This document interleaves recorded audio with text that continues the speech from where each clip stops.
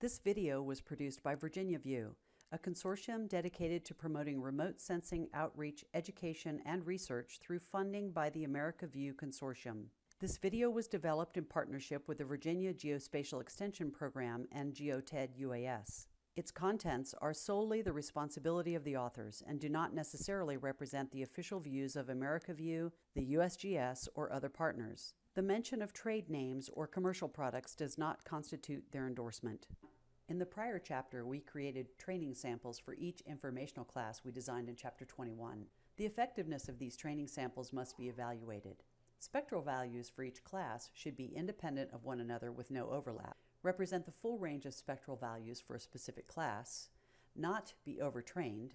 Too many similar training examples will replicate information rather than depict variability within the class, represent a normal distribution of values as best possible, and not contain pixels that are positioned at the edges of land cover boundaries or tracks to reduce the likelihood of mixed pixels, which can occur with mixed land uses. In this chapter, we learn how to use histograms, scatter plots, and statistics to evaluate normality, separability, and partitioning of training data. We begin with the 11-band composite Landsat 8 image, subset to the extent of the map viewer created in Chapter 15, and the training samples created in the last chapter.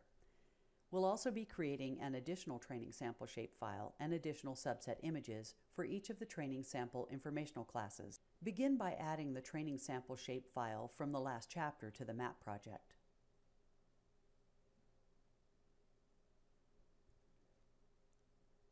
Like any polygon shapefile, the default symbology is single symbol, so you'll have to change its symbology to unique values and set the classification color scheme to match our informational classes.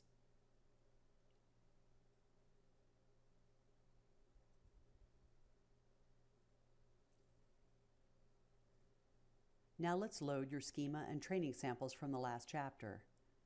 Select the composite image, open the Imagery, Classification Tools, Training Samples Manager, and load your schema and training samples.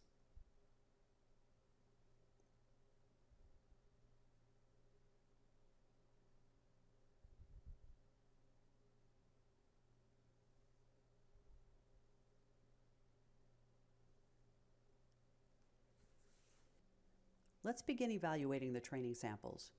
Go to the Raster Layer tab, choose Data, and Create Chart. Of the three options, we'll begin with Spectral Profile. For ease of use, pin both the chart properties and image classification dialog boxes where you can best see them. We'll be switching back and forth. Let's first evaluate the Urban Informational class. In the previous chapter, we created several training samples for the Urban class.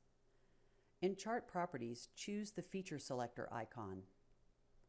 This tool selects pixel values of all bands within the boundaries of that training sample and then graphs them. To ensure we're selecting the sample we're interested in, activate the Training Samples Manager by clicking on the Image Classification dialog box title. Now we know which training sample to select for graphing in Chart Properties. Select it in the map viewer. This graphs the spectral values of the pixels captured in the training samples on the y-axis for each band on the x-axis in the composite image. The graph indicates where multiple training samples for an informational class cover the same or a range of spectral values. If more than one training sample covers the same spectral values, we can eliminate one by deleting it or merging it with another training sample. We'll evaluate each informational class separately. This graph does not appear to be associated with a wide range of values, but let's take a closer look by expanding the graph. Now we can see the range of spectral values for each band for this one training sample. Let's add the second urban training sample in order to conduct a comparison. In the Image Classification Training Samples Manager, be sure that the Feature Selector icon is still enabled in Chart Properties, and select the second urban sample. Then select the highlighted sample in the map viewer to add it to the spectral profile graph.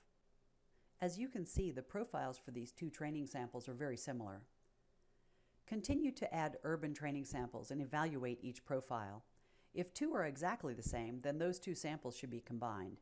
Be careful though, when merging training samples, some spectral values could be lost if they're dissimilar in any way. Also, merging creates a new median, so values at the extreme may be lost. Here we've added all of the urban samples. Since there are so few, you can easily determine the difference between them, but you can change the individual line colors to help with your spectral evaluation, and turn on and off the individual spectral profiles to compare among them. For the urban class, I'm going to leave my samples as is. You may make a different decision depending on how your graphs appear, the specific training samples you chose, and your evaluation. Depending on what areas you trained, the graph will have a different look, and you may need to make different decisions. So now let's evaluate the water category. First, close the urban graph and repeat what we did for the urban class. In raster layer, data, create chart, choose spectral profile. In chart properties, click on the feature selector icon, go to the image classification training sample manager, and select the first water sample to highlight it in the map viewer, then select it in the map.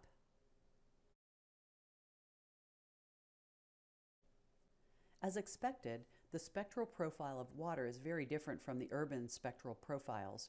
Recall from prior chapters that spectral signatures should vary for different features. Be sure to reference the Landsat 8 band sensitivities table that's included at the end of this chapter of your text. Go ahead and add each training sample, evaluating each sample, and comparing the samples to each other.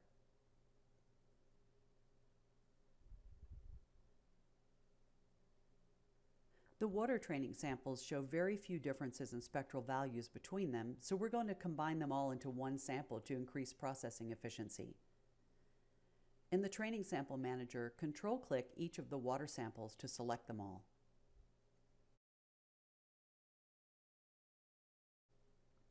Now select the Collapse icon, which collapses or merges all of the water training samples into one. This new training sample must be saved. Be sure to save it as a new file with a new name so the original training sample is retained if needed. Now continue with the evaluation of training samples for the forest class.